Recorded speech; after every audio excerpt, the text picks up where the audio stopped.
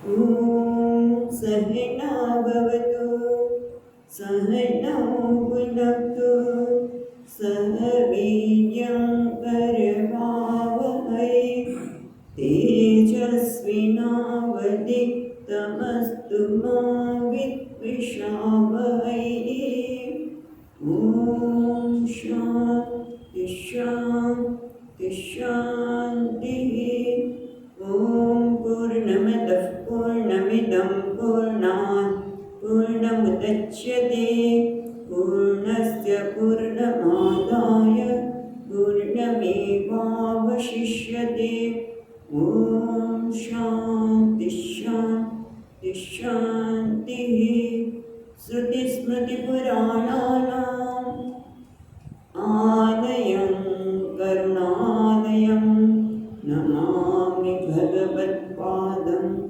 शङ्करं लोकशङ्करं शङ्करं शङ्कराचार्यं केशवं पादरायणं सूत्रभाष्यकृतौ वन्दे भगवन्तौ पुनः पुनः ईश्वरो गुरुरात्मेति मूर्तिभेदविभागिने व्योमवद्व्याप्तदेहाय दक्षिणामूर्तये नमः ॐ पार्थाय प्रतिबोधितां भगवता नारायणेन स्वयं व्यासेन ग्रथितां पुराणमुनिना मध्ये महाभारतम्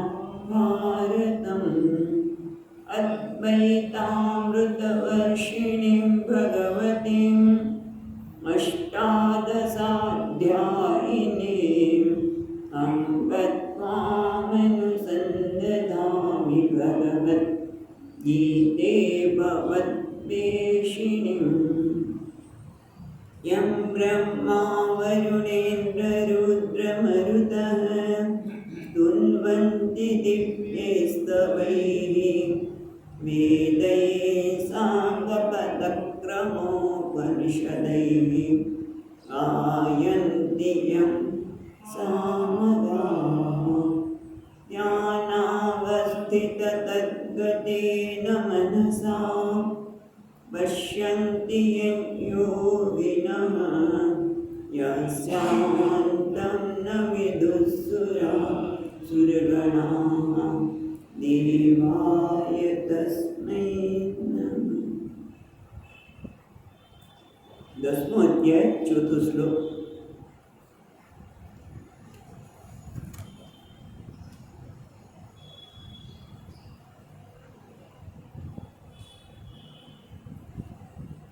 बुद्धिज्ञानमसम्मोहः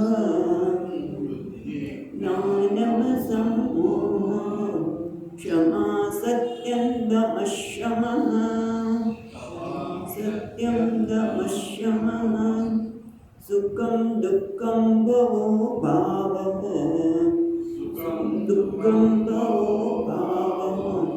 भयं च भयमेव च अहिंसा समता तुष्टिः तपोदाने यशो यशः भवन्ति भावा भूतानां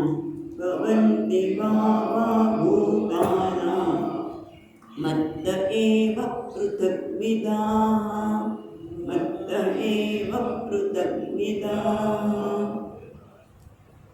ભગવાન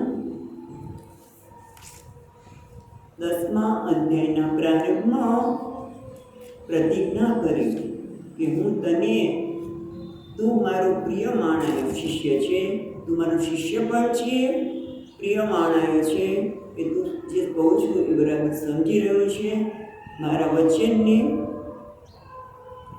એટલે આપણે જોઈએ છીએ પ્રમાણે અર્જુન તું શિષ્ય પણ છે અને પ્રિય માણાય એટલે કે હું જે કહું છું તું સમજીને એને સમજતા પેલા મોં પર જાણે કે એવો ભાવ દેખાય છે કે હું જે કહું છું તું સમજે છે ને અમૃતની જેમ એ તું તારામાં ગ્રહણ કરી રહ્યો છે, અને એટલા માટે હું તારા હિતની ઈચ્છાથી હું તને કહેવાનો છું. કારણ કે આ મારી જે મુદ્દાને જે વાત કહેવાનો છું ને એ દેવતાઓ પણ કે મહર્ષિઓ પણ જાણતા નથી. હું મારી પોતાની વાત કરવાનો છું. એટલા માટે ભગવાન કહે છે કે મહર્ષિ અને દેવતાઓ પણ જાણતા નથી, કારણ કે હું એમનું કારણ છું. અને એટલા માટે ગયા પછી ત્રીજા શ્લોકમાં આપણે જોઈએ પ્રમાણે ભગવાન એટલું જ કહી દે છે કે મને જે કોઈ અનાદિ અને અજન્મ અને લોક મહેશ્વર જાણે છે એ ખરેખર બની જાય છે અસમૂઢ. એ મોહથી રહિત થઈ જાય છે અને એના કારણે બધા જ પાપમાંથી મુક્ત થઈ જાય છે. એના પર આપણે વિસ્તારથી સર્વ પાપે પ્રમુચ્યતે એના વિશે આપણે ખૂબ વિસ્તારથી જોયું. હવે ભગવાન પોતે લોકમેશ્વર છે. કેવી રીતે છે? એ છે બુદ્ધિ જ્ઞાન અસમોહ ક્ષમા સત્ય દમ શમ સુખમ દુઃખમ ભવો અભાવ ભયમ ચ ભયમેવ ચ અહિંસા સમતા પુષ્ટિ તપ દાન યશ અપયશ ભવંતિ ભાવા ભૂતાના મત્ત એવ પૃથક્વિદાઃ. અહીંયા મધુસૂદનજી મહારાજ કહે મત્ત એટલે પરમેશ્વરા એવ ભવંતિ ન અન્યસ્માત. જે નાના વિધા પૃથક્વિદાઃ એટલે અનેક પ્રકારના નાના વિધાઃ ભૂતાનામ સર્વે પ્રાણીનામ. પોતાના બધા જ પ્રાણીઓમાં જે કંઈ આ પ્રકારના ભાવ ઉત્પન્ન થાય છે એ મારા લીધે છે, બીજા કસાયમાંથી થતા નથી. તસ્માત કિમ વાચ્યમ મમ લોકમહેશ્વરમ. તો પછી લોકમહેશ્વર છું એવું કહેવાનું એ શું ખોટું છે? તસ્માત કિમ વાચ્યમ મમ લોકમહેશ્વરમ. હું લોકનો મહેશ્વર છું, બધાનો એક જરાય ખોટું નથી એવું આપણને કહે છે. હવે આપણે ગઈકાલે વિસ્તારથી તો જોયું, થોડું ઘણું બાકી છે જોઈએ. અને એમાં પણ બુદ્ધિ એટલે આપણે જોયું કે વિવેક બુદ્ધિ, સારા યોગ્ય અયોગ્યની ઓળખાણ,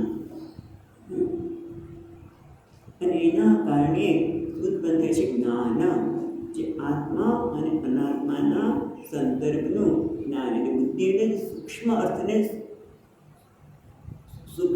અર્થને જાણવાનું સામર્થ્ય અને બુદ્ધિ કીધું. અને બુદ્ધિમાન માટે એક જ દ્રષ્ટાંત યાદ કરીએ, આઈન્સ્ટાઈન. એ બુદ્ધિમાન છે કે એને સૂક્ષ્મ અર્થનું જ્ઞાન છે કે જે કોઈને કોઈ પણ વસ્તુની અંદર સૂક્ષ્મતા રહેલી છે તે ઇન્દ્રિય ગોચર નથી. બહારથી કંઈ જુદું દેખાય છે પણ અંદરનું જે તાત્પર્ય છે, સૂક્ષ્મતા છે, એને જાણવું એનું નામ છે બુદ્ધિમાન. બુદ્ધિ અને બુદ્ધિ આ પ્રકારની સૂક્ષ્મતા ધરાવે છે એ બુદ્ધિમાન છે. એ રીતે જ્ઞાન કે આત્મા અને અનાત્મા વગેરે પદાર્થનું જ્ઞાન થવું તે આપણે જોયું. પછી અસમોહ એટલે અસમોહ એટલે પ્રત્યુત્પન્ન શું, જે કંઈ સામે છે તે જે જાણવા યોગ્ય છે એ બધામાં પોતે વિવેકપૂર્વક જે વસ્તુ જેવી છે તે જાણે. વિવેકના કારણે જે વસ્તુ જેવી જાણે છે એનું નામ છે અસમોહ. જેમ કે દ્રષ્ટાંત યાદ રાખીએ તરત જ આ શબ્દ સમજાય. કયો? દોરડામાં દેખાતો સર્પ. જો દોરડું છે, સર્પ દેખાય છે, બધું એ અસમોહ કોણ છે? જેને દોરડું દેખાય છે. જે સર્પ દેખાય છે સમોહ છે, દોરડું દેખાય છે અસમોહ. એ રીતે જે કંઈ જીવનમાં પરિસ્થિતિ ઉત્પન્ન થાય છે ત્યારે પ્રત્યુત્પન્ન શું, જે કંઈ ઉત્પન્ન થયું છે તે અથવા તો જે જાણવા યોગ્ય છે તેમાં આપણે વ્યાકુળ થયા વગર વિવેકપૂર્વક જેની પ્રતિપત્તિ કરી છે, જેને સમજીએ છીએ એનું નામ છે અસમોહ. પછી ગઈકાલે ક્ષમા શબ્દ જોયો હતો અને બહુ સુંદર છે. ક્ષમા એટલે કીધું કે તાડિતસ્ય આકૃત્ય, કોઈ મને હેરાન કરે, મારું અપમાન કરે અને હું એને દંડ આપવાની ક્ષમતા ધરાવતો હોય. ઘણી વખત આપણે વાત કરીએ કે આપણે એવું મારતું હોય માણસ અને હું એને સામે મારવા જાઉં, પણ સામે મારા કરતાં તો એટલો ઊંચો અને અલમસ્ત વ્યક્તિ હોય તો આપણે પગ ઉપાડ હોય તો સમજી કે આમ કરી નીચે લાવી દે, હાથ નીચે લાવી દે. કારણ કે ક્ષમતા નથી, પણ મને ક્ષમતા પણ છે, હું દંડ કરી પણ શકું છું. છતાં પણ જ્યારે દંડ ન કરીએ એનું નામ છે ક્ષમતા, ક્ષમા, એટલે માફ કરવાની વૃત્તિ. અને ક્યારે થાય કે સમજણ ક્ષમા એટલે બધાની સમજણપૂર્વક સ્વીકાર, પ્રસન્નતાપૂર્વક સ્વીકાર. એ ક્યારે બને?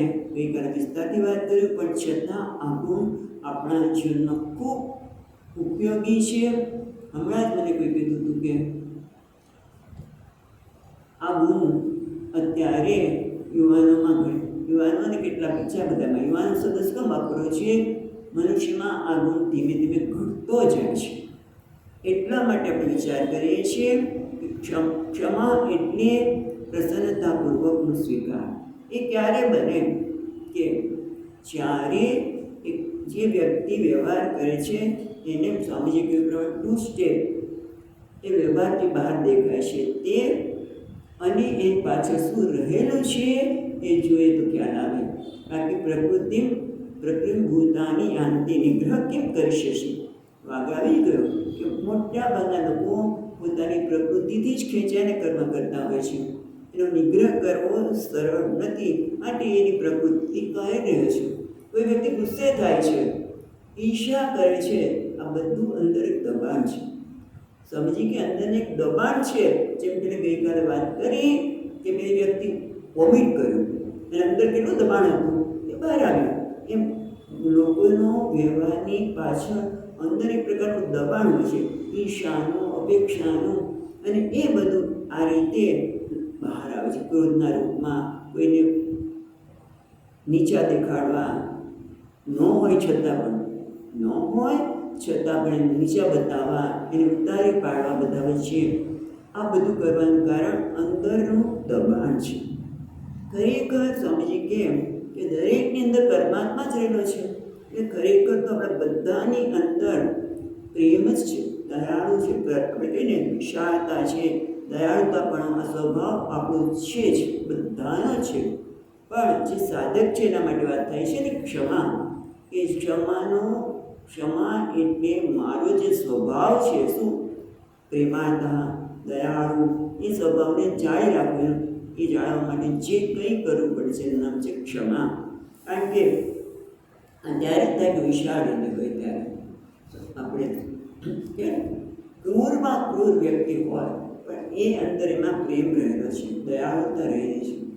રાવણ પણ પોતાના પુત્રને જોયે ત્યારે એનામાં પ્રેમ ઉત્પન્ન થવાનો છે, દયા ઉત્પન્ન થવાની જ છે. જેમ સુંદરકાંડમાં આવે છે કે હનુમાનજીને જોઈને એકદમ યાદ આવ્યું, મારા છોકરાને ત્રણ કોણ હતો એમ?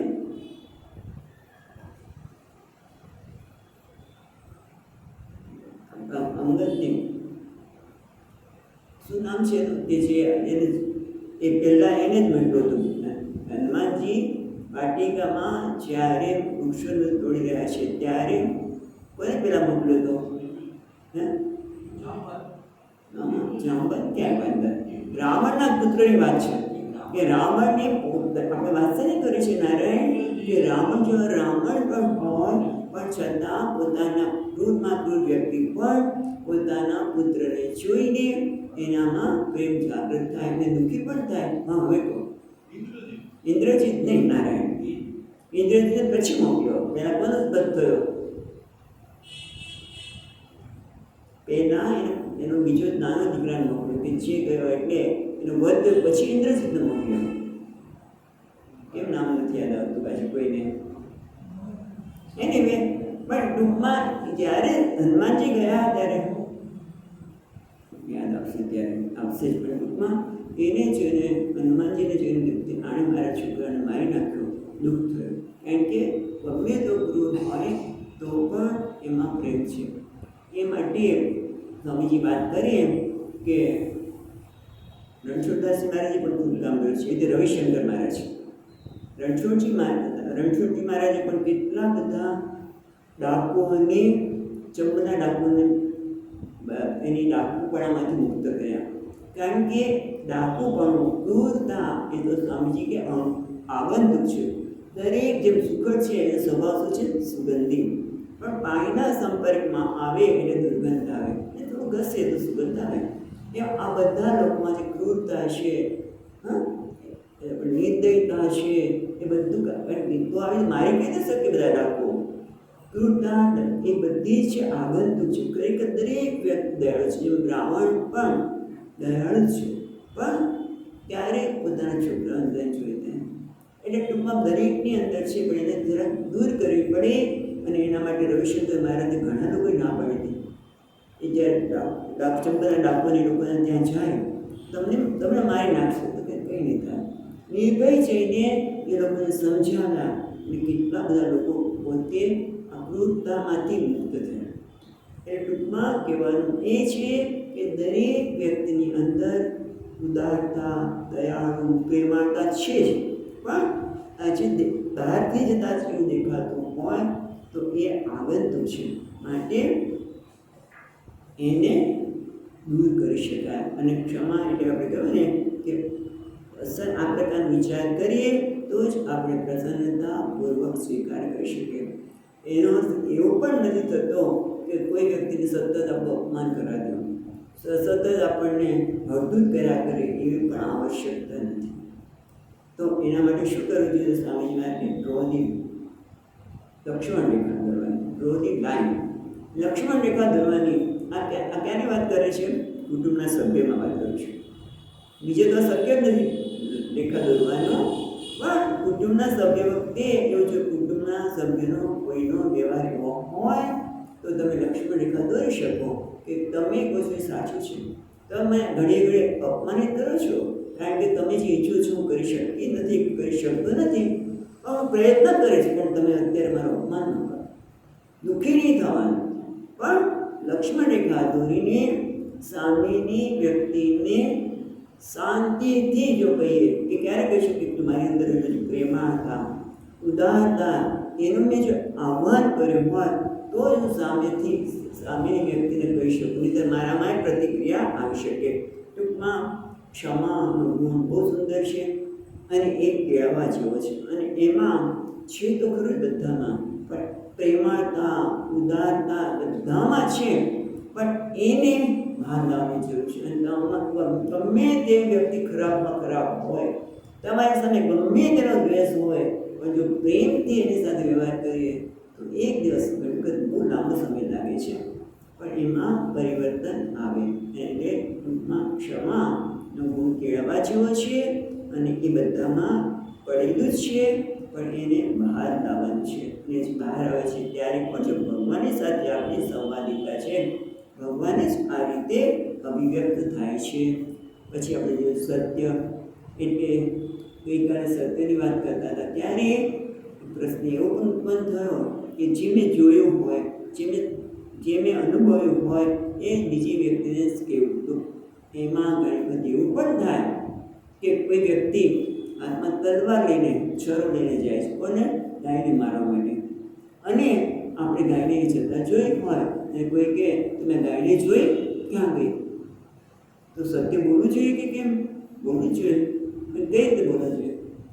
આપણું મહાત્મા સરસ છે કે જે જોવે છે એ બોલી શકતું નથી, એટલે જે બોલી શકે છે એ જોઈ શકતું નથી. મને કંઈ ખબર, એટલે કઈ રીતે કહી શકો?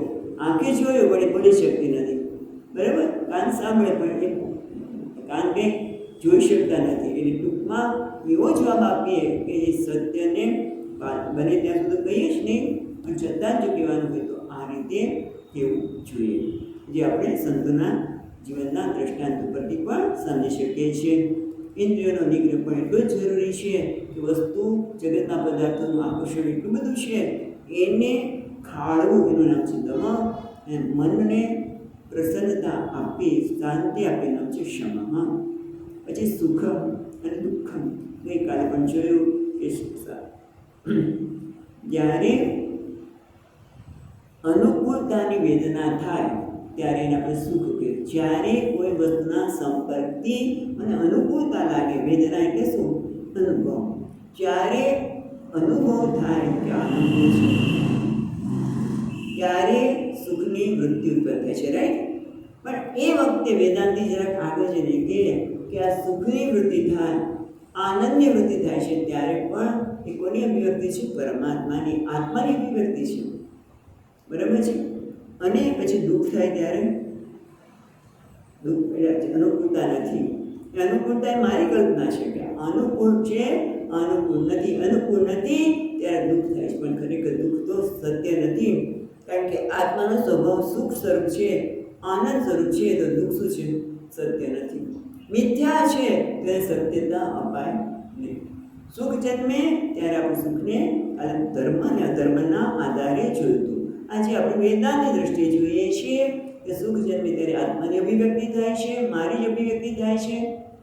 સુખ કે આનંદની વૃત્તિ અને દુઃખ છે એ ખરેખર સત્ય નથી. માટે જે દુઃખને પહેલાં તો સત્યતા ના આપો અને પછી શું? કારણ કે આપણે તો શું છે, દુઃખ જન્મે એટલે એને એ આપણા મગજમાંથી જાય જ નહીં.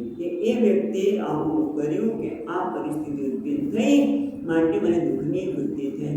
જો દુઃખને સત્યતા ના આપો તો પછી બીજાને સત્યતા જગતને આપવાની પણ રહેતી નથી. કારણ કે દુઃખ સત્ય નથી, મિથ્યા છે. આ રીતે પણ આપણે જોઈ શકીએ છીએ. પછી જો ભાવ અને અભાવ. ભાવ એટલે ઉત્પત્તિ. જે કંઈ ઉત્પત્તિ થાય છે એ કોની છે? ભગવાનની જ અભિવ્યક્તિ છે. અને આપણે પણ કોઈ સારી ઉત્પત્તિ, કોઈ પણ સારું સર્જન કરી શકીએ એ પણ ભગવાનની જ અભિવ્યક્તિ છે. ભગવાનથી મત એવા એ મારા જ કારણે છે. અને અભય એ પણ જોયું. શું? અભાવ. અભાવ એટલે ન હોવા પણ, એ પણ કોણ છે? ભગવાન જ છે. ભય અને અભય એ પણ આપણે જોયું. ભય એટલે બીક, ડર.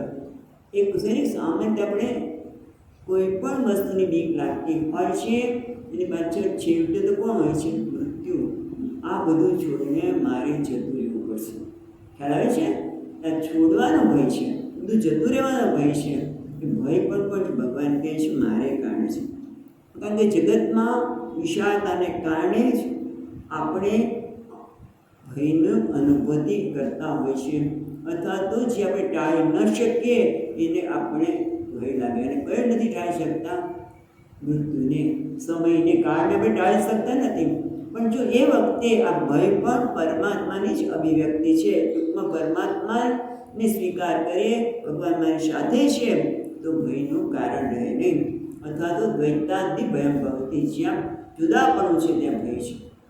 હિસાત્મા આતપવત વિશ્વોદેતી સૂર્ય. એટલે ભયના કારણે આ બધું થયેલું છે. ભય કોણ છે? પરમાત્મા. વિષાત્મા આતપવત. ઉપનિષદ કહે છે કે ભયના કારણે આ પવન વહી રહ્યો છે, ભયના કારણે સૂર્ય ઉગી રહ્યો છે. એ ભય કોણ છે? ભયના કારણે, ભગવાનના કારણે. ભય જ ભગવાન જ ભય રૂપે રહેલા છે. અને એટલા માટે છેવટે રામાયણમાં સુંદરકાંડમાં શું આવે છે? અત્યારે સમુદ્રદેવ માનતા નથી, ત્યારે ભગવાન કે હવે ભય બતાવો પડશે. ભયના કારણે બધું અનુશાસન જોવા મળે છે. પણ ખરેખર ભય કોણ છે? તો પરમાત્મા. અને અભય એ પણ પરમાત્મા છે.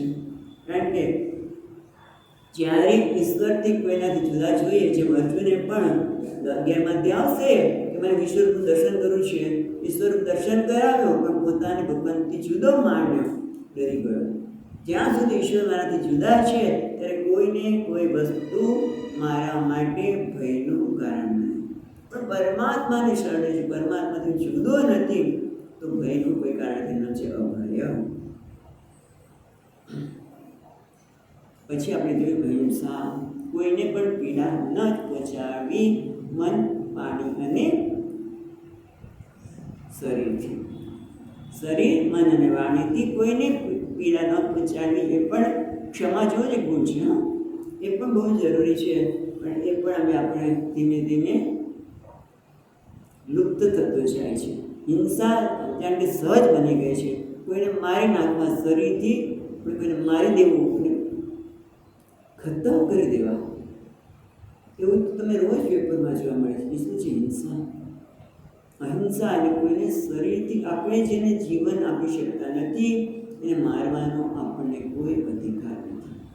એ જ રીતે માનવથી પણ હિંસા ન થાય અને મનથી પણ બહુ મોટી વસ્તુ છે.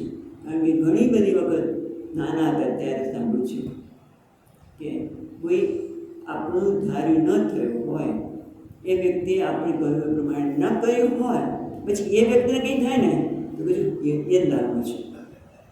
આવું નાના હતા ત્યારે મને યાદ છે, સાંભળ્યું છે, એકદમ બોલાય હશું, મને યાદ નથી, પણ એ લાગવું હતું. કેમ કે મને દુઃખ પડ્યું અને એને દુઃખ પડ્યું, મને ગમ્યું ના. કોઈને દુઃખ પડે એવું મનમાં વિચાર જ ન આવે. સર્વનું કલ્યાણ થાવ, મારા દ્વારા તો કોઈને દુઃખ થાય જ નહીં અને બધાનું કલ્યાણ થાવ, એ મનની સ્તરની અહિંસા છે. પછી સમતા, એ પણ આપણે જોયું કે સમતા એટલે મનની સમત્વ, ચિત્તનું સમત્વ એ ક્યારે થાય કે જ્યારે રાગ અને દ્વેષ ન હોય ત્યારે. એ પણ આપણે રાગ દ્વેષ રાહિત્ય એનું નામ છે સમતા. અને ત્યાર પછી છે તુષ્ટિ, સંતોષ. એટલે સંતોષ હોય તો અલમ બુદ્ધિ કીધું. સંતોષ એટલે જે કંઈ છે બસ પૂરતું છે, પર્યાપ્ત છે. અને જો આ ગુણ હોય ને તો સ્વામીજી કહે કે તમે ખરેખર શું છે, તમે તમારી ઈચ્છા, મનુષ્યને ભગવાને ઈચ્છા કરવાનું સામર્થ્ય આપ્યું છે. દરેક વ્યક્તિમાં ઈચ્છા જાગૃત થવાની છે. જ્ઞાન થઈ ગયા પછી પણ ઈચ્છા જાગૃત થાય. ક્યાં કઈ થાય? શંકરાચાર્ય દ્રષ્ટાંત લઈએ કે જ્ઞાન થયા પછી 3 વાર એમણે ભારતમાં પરિભ્રમણ કર્યું. શેના માટે? જ્ઞાન આપવા માટે. એ ઈચ્છા કોની છે? સમષ્ટિ ઈચ્છા છે. એટલે સ્વામીજી કહે કે જો મને સંતોષ હોય પછી મનુષ્યમાં તો ઈચ્છા કરવી એક પ્રિવિલેજ છે ભગવાન આપેલો. અને એ ઈચ્છા છે એ સંતોષના કારણે તમે ઈચ્છાના નિયામક છો. તમે ઈચ્છાને ગુલામ નથી. જો સંતોષ હોય તો આપણે ઈચ્છાના ગુલામ નથી. ખ્યાલ આવે છે? ઈચ્છા ભલે જાગૃત થાય પણ આપણે એના ગુલામ નથી, પણ એના નિયામક બને છે. અને એટલા માટે આ જે સંતોષ છે, આ પ્રકારની ઈચ્છાજન્ય પણ મને એની પાછળની ક્રેવિંગ ન હોય. સંતોષ છે, જેમ કે કોઈનું સારું કરવાની ઈચ્છા થઈ કરીએ, પણ એની પાછળ કોઈ સંતોષમાંથી, જેમ શંકરાચાર્યના સંદર્ભમાં જ આપણે વાત કરીએ, એમને શું જોઈતું હતું? 3 વાર ઈચ્છા કરી અને આખું ભારત દેશમાં પરિભ્રમણ કરે. મહાત્માઓ કરે જ છે, તો શેના માટે? સમષ્ટિ માટે. તો એ સમષ્ટિ એટલે પરમાત્મા. એટલે સંતોષની ગુણ છે એ પરમાત્માની જ અભિવ્યક્તિ છે. પછી આપણે જોયું તપ. અને તપ પણ બહુ જ મહત્વનું છે. ઇન્દ્રિયનો સંયમ, બરાબર, પણ એને શરીરની પીડનમ, ઇન્દ્રિયને શરીરને સમજપૂર્વક પીડા આપી એને કહેવાનું તપ. અને પછી જે દાન, આ પણ બહુ મહત્વનું છે. યથાશક્તિ સંવિભાજનમ, પોતાની પાસે છે એનો ભાગ પાડો. પણ અહીંયા ગઈકાલે જોયું મળે દેશ કાલે પાત્રે છે. દેશ કાલ અને પાત્ર બધાને જોઈને આપવું છે. ઘણી વખત આપણે પૈસા આપીએ અને એનો ઉપયોગ નસીબી દવા લેવા માટે થતો હોય, દારૂ પીવા માટે થતો હોય, દાન નથી. એ દાન નથી. એનો ખોટો ઉપયોગ થતો હોય તો આપણે રોકી દઈએ. જોકે આપણે ગીતા પ્રેસના પેલા કોણ મહાત્મા છે, તો એમ કે હું એટલું તો શું આપી દઉં છું, તો પછી એવી ચિંતા કરું. પણ એ વખતની વાત જુદી છે. અખંડાનંદ મહારાજની સાથે આપણે ગોયંકા, જયદયાલ ગોયંકા એ હતા. એ તો એવું કહેતા કે હું આપીને શું આપું છું તે એ આ વ્યક્તિ યોગ્ય છે કે નહીં, પણ કદાચ એ વખતે આટલું નસીબ દવા કે દારૂનું ચલણ નહોતું. અત્યારે તો આપણે વિચાર કરવો પડે કે જે દાન આપવું એ યોગ્ય પાત્ર નાખવું કે જેથી ઉપયોગી થાય, નહીં કે દારૂ કે નસીબી દવા પીવા માટે. તો એ યોગ્યતા એ દાન નથી. એ પણ એક ઉમેરવાનું હતું, એટલે આપણે વાત કરી. પછી યશ એટલે કીર્તિ. પછી યશ એટલે કીર્તિ. ધર્મ નિમિત્તા કીર્તિ યશ. ધર્મના કારણે મળતી એ કીર્તિ એટલે મધુસૂદનજી મહારાજ કહે છે ધર્મ નિમિત્તા લોક શ્લાઘા રૂપ પ્રસિદ્ધિ. ધર્મના કારણે લોકો જે પ્રશંસા કરે એનું નામ છે કીર્તિ. બહુ સ્પષ્ટ વ્યાખ્યા કીધી કે લોક શ્લાઘા રૂપ પ્રસિદ્ધિ, એને એની પ્રસિદ્ધિ મળે, લોકો એની સતત વાહવા કરે. ધર્મના કારણે જેમ કે દાન આપવાથી કીર્તિ મળતી હોય, કે દાન આપવું, કોઈને આમ સારી રીતે એમાંની છટા હોય, વસ્તુને સ્પષ્ટ રીતે બતાવવાની શક્તિ હોય અને એના જુદા વાહ કરે. પછી આગળ આપણે વિચારીએ કે કહેવાથી વાહ તો થાય, પણ પછી એના જીવનમાં આવે છે કે નહીં, મને એની ચર્ચા નહીં કરીએ. પણ ટૂંકમાં તમે દાનની વાત કરીએ આપણે, વધારે સારું છે કે દાન આપવાના કારણે કાર્ય કરવાના લીધે, ધર્મના લીધે જે લોકો એને વાહ કરે, પ્રસિદ્ધિ કરે, એને કહેવામાં આવે છે કીર્તિ. જેમ કે આજે ઘણી વખત આપણે કહેતા હોઈએ છીએ કે આ વ્યક્તિ ગુજરાતના ભામાશા છે. એનો અર્થ ભામાશા કોણ? ભામાશા કોણ હતું? શ્રી રાણા પ્રતાપના મંત્રી હતા. અને જ્યારે રાણા પ્રતાપની પાસે કશું જ નહોતું રહ્યું અને હલ્દી ઘાટીમાં છુપાઈને રહેતા હતા, ત્યારે એમણે બધું જ દાન આપી દીધું, પૈસા. એટલે એને ભામાશા કહેવાય. અને આજે પણ જે બધું આપી અને લોકોની ઉન્નતિ માટે વાપરે, એને આપણે એને કહેવાય છે કે ભામાશા કહીએ છીએ. એટલે ટૂંકમાં એક પ્રકારની કીર્તિ, ધર્મ નિમિત્તે જે કીર્તિ છે, વૈશ્વિક રીતે બધા એને પ્રશંસા કરે, એ પણ શું છે? નિયમ, વૈશ્વિક નિયમના આધારે છે. કોણ છે? ભગવાન છે. અને અપકીર્તિ, અપયશ, અપકીર્તિ અયોગ્ય કર્મ કરવાથી, અહીંયા કહે છે ધર્મ નિમિત્તા, પછી જોઈએ છે અપયશ ધર્મ નિમિત્તા, અધર્મ નિમિત્તા દોષ કથન લોક નિંદારૂપ પ્રસિદ્ધિ. મધુસૂદનની વાત બહુ સ્પષ્ટ વ્યાખ્યા કરે છે. અહીંયા શંકરાચાર્યમાં એટલે જ કહ્યું કે અપયશ એટલે અપયસ્તુ અધર્મ નિમિત્તા કીર્તિ. અહીંયા કહે છે અપયસ્તુ અધર્મ નિમિત્તા એટલે દોષ કથન લોક નિંદારૂપ પ્રસિદ્ધિ. ત્યારે વ્યક્તિ એવું કર્મ કરે કે લોકો એની નિંદા કરે કે આ કર્મ યોગ્ય નથી, આ દોષયુક્ત છે, અને એ બધાને નુકસાન કરનાર છે. કોણ? દાઉદ અને બીજું કોણ હતું? ભાઈ? સદામ હુસેન.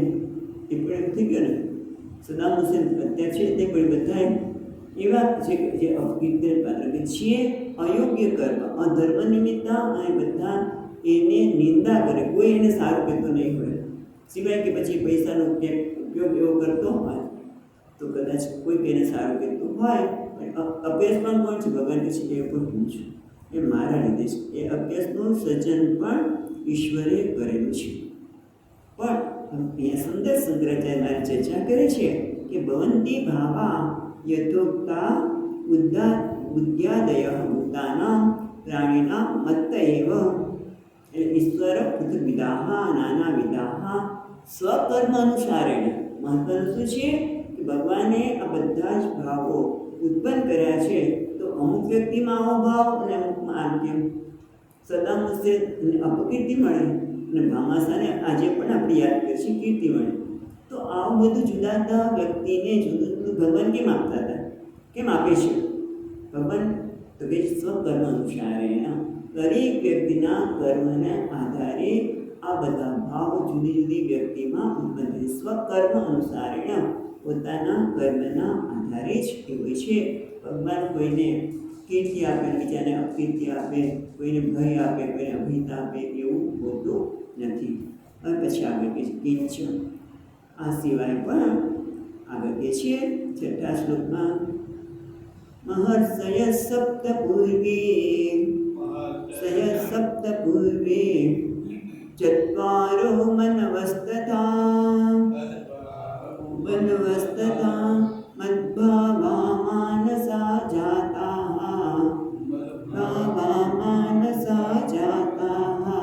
येषां लोक इमः प्रजा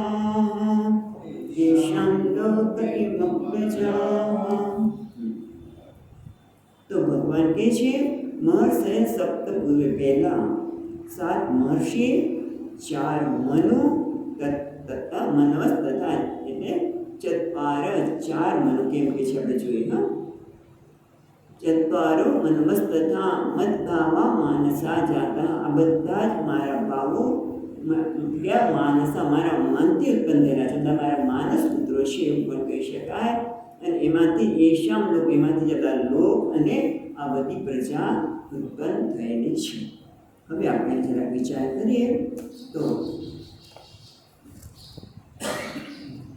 કારણ કે થોડું ટીકામાં જવું પડે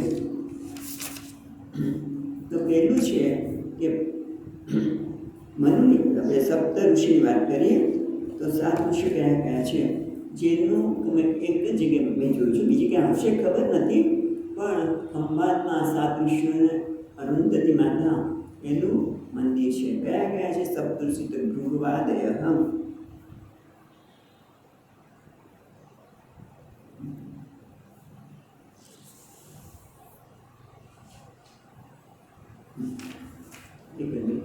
બધા નામ લખેલા છે હા બીજી ટીકામાં 7 ઋષિ કયા તો ભૃગુ ઋષિ પછી મરીચિ અત્રિ પુલસ્ય પુલહ ક્રતુ અને વશિષ્ઠ આ 7 ઋષિઓ મારામાંથી થયેલા છે મહર્ષય સપ્ત પૂર્વે તો એક તો 7 મહર્ષિ અને સાથે સાથે એ પૂર્વે કે અન્ય ચત્વાર 4 કીધું ને કયા કયા તો કે 4 મહર્ષય સપ્ત પૂર્વે ચત્વારો પણ મહર્ષ સાથે જાય છે તો કયા છે શ્રીધરી મહારાજ કહે છે સનકાદય જે સનક સનકાદી છે એ 4 મહર્ષિ પણ મારા જ માનસ પુત્રો છે મારા મનમાંથી મનભાવા એક બરોબર પછી બીજું કોણ છે મનવહ એટલે મનુ તો મનુના સંદર્ભમાં એવું કહેવાય છે કે 14 મનુ છે કુલ 14 મનુ છે અને એ પણ બ્રહ્માજીના એક દિવસમાં બ્રહ્માજીનો એક દિવસ એના 14 ભાગ પાડવાના પુરાણમાં 14 મનુઓ છે એટલે 14 મનુઓ છે અને અત્યારે કયો મન્વંતર ચાલે છે બસ 14 મનુમાં અત્યારે કયા મન્વંતરમાં આપણે જીવી રહ્યા છીએ જ્યારે બ્રાહ્મણ સંકલ્પ કરે ત્યારે તમને ખબર હશે વૈવસ્વત મન્વંતરે પછી આ દેશને આ કાળને એ બધું સંકલ્પમાં કરતા હોય છે ટૂંકમાં અત્યારે વૈવસ્વત મન્વંતરની વૈવસ્વત મનુની પ્રજા આપણે છીએ અને ચોથો અધ્યાય ગીતાને યાદ કરો ભગવાન કહે છે વૈવસ્વતે અહમ પ્રોક્ત ત્યાં પણ વૈવસ્વત પ્રારંભમાં કહે છે ભગવાન કે વૈવસ્વતે અહમ પ્રોક્ત વૈવસ્વત મનની આપણે પ્રજા છીએ અને બ્રહ્માજીના એક દિવસમાં 14 ભાગ અને એ 14 ભાગ કરે તો કેટલા વર્ષ થાય મનુ તો કે 4,32,000 મનુષ્યના વર્ષ એટલે એક મનુ આપણે એક મનુ મનવંતર કહે તો એક મનુ 14 મનવંતર એક મનુનું આપણે શાસનકાળ તો કે 4,32,000 થાય હા અને એમાં પણ પાછા એ મનુ 14 મનુ છે એ મનુમાં પણ પાછા 4 બીજા થાય છે નામ આપ્યા છે અને સાવર્ણિક કહે છે સાવર્ણિક મનુ તમને દુર્ગા સપ્તસતી જુઓ તો ત્યાં આ નામ આપેલા છે એક જ મિનિટ આપણે જોઈ લઈએ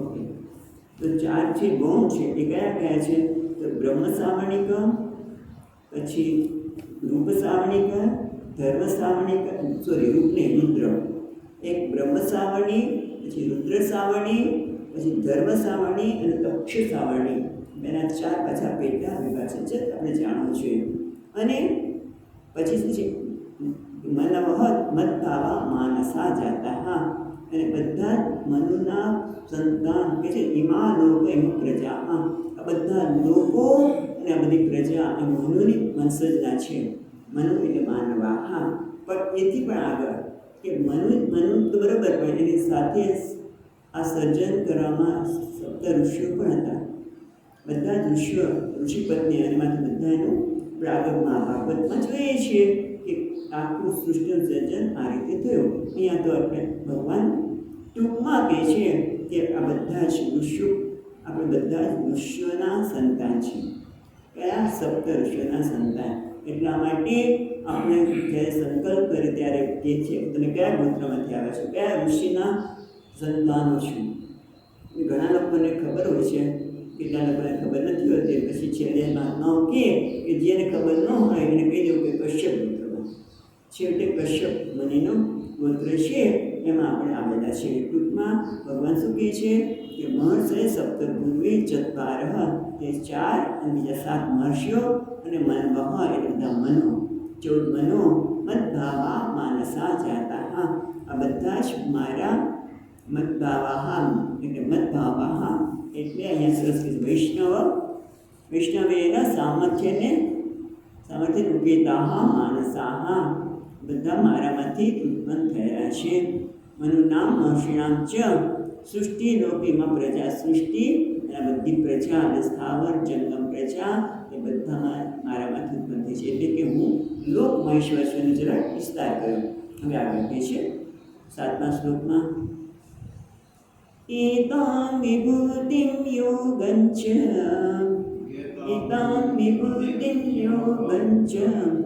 મમ યો વેત્તિ તત્વતઃ સોવિકમ્પેન યોગેન યુજ્યતે નાત્ર સંશયઃ.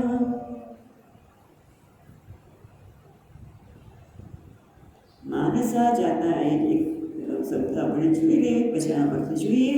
તો અહીંયા મધુસૂદનજી મહારાજ કહે છે માનસા એટલે વિશુદ્ધ જન્મ. એમનો જન્મ કયો છે? વિશુદ્ધ જન્મ છે. એ અર્થમાં માનસા જાતા એવું કહ્યું. એટલે આપણે અહીંયા જોઈએ તો એતા વિભૂતિ યોગમ ચ મમ યોગેતિ તત્વતઃ.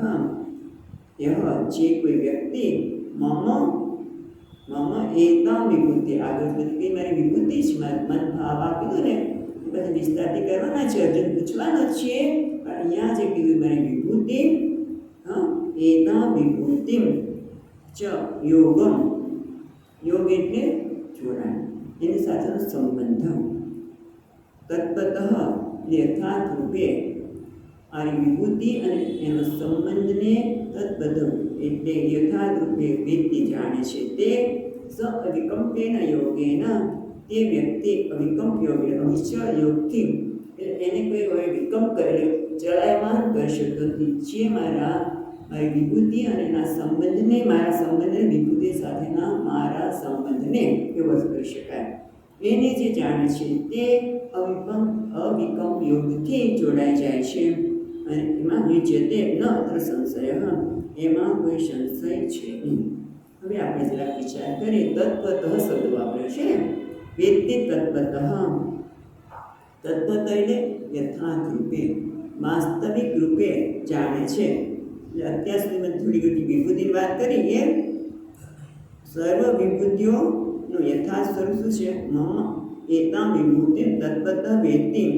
એતામ શબ્દ એટલે જે કંઈ કહ્યું છે એને યથાર્થ રૂપે જાણે છે. એટલે આ બધી વિભૂતિ મદભાવા કીધું, બધી વિભૂતિ છે ભગવાનની, એને એ યથાર્થ રૂપે જાણે છે. આપણે શંકરાચાર્ય મહારાજ કહે છે પણ જોઈતા રહીએ. મમ મધ્યમ, ઓકે, વિભૂતિ એટલે વિસ્તાર અને યોગ એટલે યુક્તિ. યુક્તિ એટલે સંબંધ. સંબંધ કહે છે આત્માના ઘટના. યોગનો અર્થ થાય છે આત્મા સાથેનો સંબંધ. યોગ એટલે ઐશ્વર્ય સામર્થ્ય. એ સર્વજ્ઞ યોગજમ યોગજ, બે વસ્તુ યોગના બે અર્થ કરે છે. આપણે એક પહેલા અર્થ જોઈએ, બીજો અર્થ પછી જોઈશું. તો યોગ એટલે મારું જોડાવું, બરાબર? એટલે કે શું જોડાવું? મમ યોગ અને યુક્તિ આત્મઘટનમ, એટલે ભગવાનની વિભૂતિ જોડે એ કેવી રીતે જોડાયેલા છે. ભગવાન તો સચ્ચિદાનંદ છે, બરાબર? અને આ વિભૂતિ ભગવાનની સાથે જોડાયેલ છે. ભગવાનની વિભૂતિ છે આપણે કહીએ છીએ. તો એક શું છે?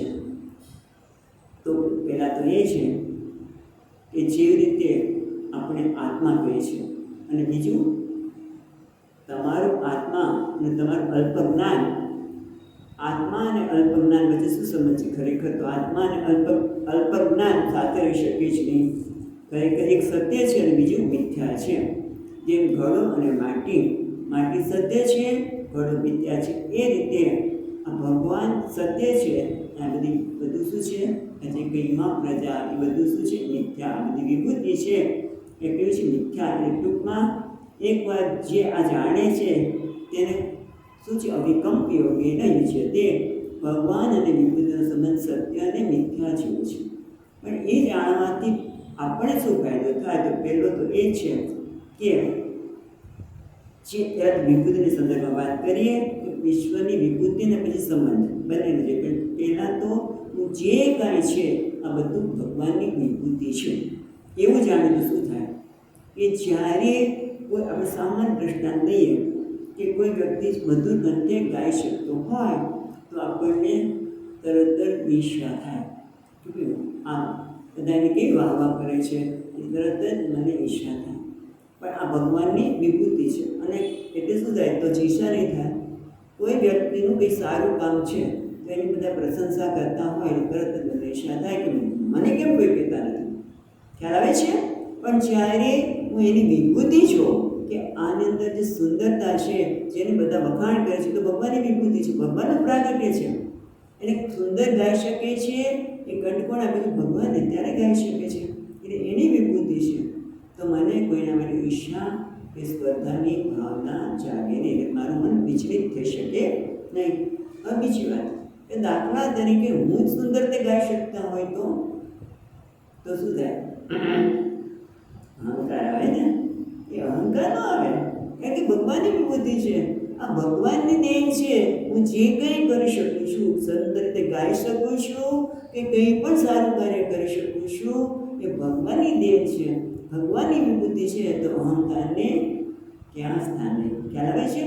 પહેલો ફાયદો તો આ થાય કે મનમાં જ્યારે કોઈની અંદર સુંદરતા જો દેખાય ત્યારે ભગવાનની વિભૂતિ છે, મારામાં દેખાય ત્યારે ભગવાનની વિભૂતિ છે, માટે અહંકાર ના આવે. બીજામાં હોય તો ઈર્ષ્યા ન થાય. ખ્યાલ આવે છે?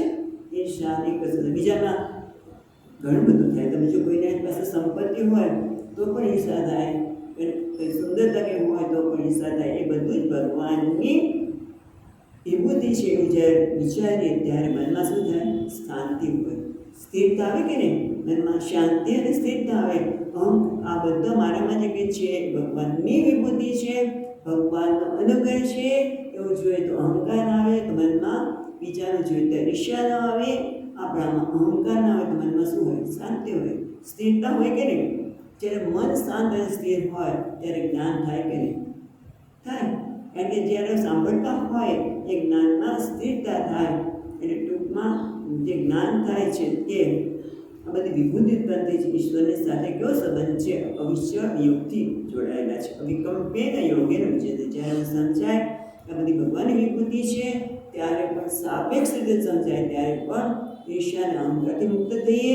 અને પછી આગળ જોઈએ તો કે આ ભગવાનની વિભૂતિ એટલે આ બધું એનું સત્ય મિથ્યા જેવો સંબંધ છે ભગવાન સાથેનો. એનો તો પણ તેથી શું થાય? મને અવિકલ્પ યોગથી એટલે અવિચળ યોગથી જોઈ શકું. પછી બીજો શું ફાયદો થાય? ન અત્ર સંશય. જે ઈશ્વર વિભૂતિ અને તે સારા સંબંધને યોગ્ય રીતે સમજે છે તે શું જાણે છે? કે ઈશ્વરનું દર્શન એ આત્માનું દર્શન છે. એટલે ટૂંકમાં યોગે ન પહેલાં અતુલ્ય સંબંધ એવો કર્યો, પછી બીજો વસ્તુ થાય છે દ્રષ્ટિ જ્ઞાન. પહેલાં યોગથી અંતકરણ સુધી જાય સંબંધને જાણવાથી, અને પછી યોગનો અર્થ જ્ઞાન. એટલે ટૂંકમાં તમે યાદ હોય તો આપણે શરૂઆતમાં જ આ અધ્યાયના પ્રારંભમાં જ કહ્યું હતું કે કાષ્ટમાં અગ્નિ છે એ શું છે? યોગ છે. અને એ અગ્નિ જ્યારે પ્રગટ થાય છે, લાકડું બળે છે ત્યારે એનો વૈભવ છે. અગ્નિનો વૈભવ એ બળ. પાણીની શીતળતા એ યોગ છે, કારણ પાણી શીતળ હોય. પણ જ્યારે બરફ બની જાય ત્યારે એનો વૈભવ છે. એટલે આ રીતે આપણે જ્યારે વાત કરી હતી યોગનો અર્થ છે દ્રષ્ટિ જ્ઞાન. એક યોગનો અર્થ સંબંધ અને બીજો છે જ્ઞાન. જ્યારે આ બંને સ્પષ્ટ થાય ત્યારે શું થાય? તે અભિકંપ યોગથી જોડાઈ જાય છે, એમાં કોઈ શંકાને સ્થાન નથી. કારણ કે સ્પષ્ટતા હોય પછી એને કોણ ચલાયમાન કરી શકે? એ બધું ભગવાનની વિભૂતિ છે, તો પણ એને ચલાયમાન ના કરી શકે. અને વિભૂતિ અને ભગવાનનો સંબંધ સત્ય અને મિથ્યાનો છે, એ જ્ઞાન આવી થાય તો પણ અભિકંપ યોગથી જોડાઈ જઈએ. એટલે ટૂંકમાં આપણે એમાં કોઈ શંકાને સ્થાન નથી. એટલે ફક્ત જ્ઞાન જ અવિચળ દ્રષ્ટ હોઈ શકે. ઈશ્વરને જગતના કારણ રૂપે જોવું એટલું જ જરૂર નથી. એટલે સૃષ્ટિના સર્જનહાર એ કરતા કેવી રીતે કરી શકાય, સૃષ્ટિનું સર્જન કેવી રીતે કર્યું એ પણ જાણવું પડે. એટલે ટૂંકમાં જ્ઞાન અને સંબંધ બંનેને યોગ કરો. અને આ વિભૂતિ અને યોગને જે જાણે છે અવિકંપ યોગથી જોડાઈ જાય છે, એમાં કોઈ શંકા કરવાનું સ્થાન નથી. જે અનુભવ કરે તો શંકા રીતે નથી, પણ ભગવાન આપણને કહે છે કે તો તમે જાણશો તો તમે પણ અવિચળ યોગથી જોડાઈ જશો. એમાં શંકા કરવાનું સ્થાન નથી. સંશય એમાં કોઈ શંકા નથી. બીજું આપણે આવતી વખતે જોઈશું. પૂર્ણમદઃ પૂર્ણમિદં પૂર્ણાત પૂર્ણમુદચ્યતે પૂર્ણસ્ય પૂર્ણમાદાય પૂર્ણમેવાવશિષ્યતે. ઓમ શાંતિ શાંતિ શાંતિ. શંકરં શંકરાચાર્યં કેશવં બાદરાયણં સૂત્રભાષ્યકૃતૌ વંદે ભગવन्तૌ પુનઃ પુનઃ. ઈશ્વરો ગુરુરાત્મેતિ મૂર્તિભેદવિભાગિને વ્યોમવદ્વ્યાપ્તદેહાય દક્ષિણામૂર્તયે નમઃ. ઓમ શાંતિ શાંતિ શાંતિ. હરિ ઓમ. શ્રી ગુરુભ્યો નમઃ.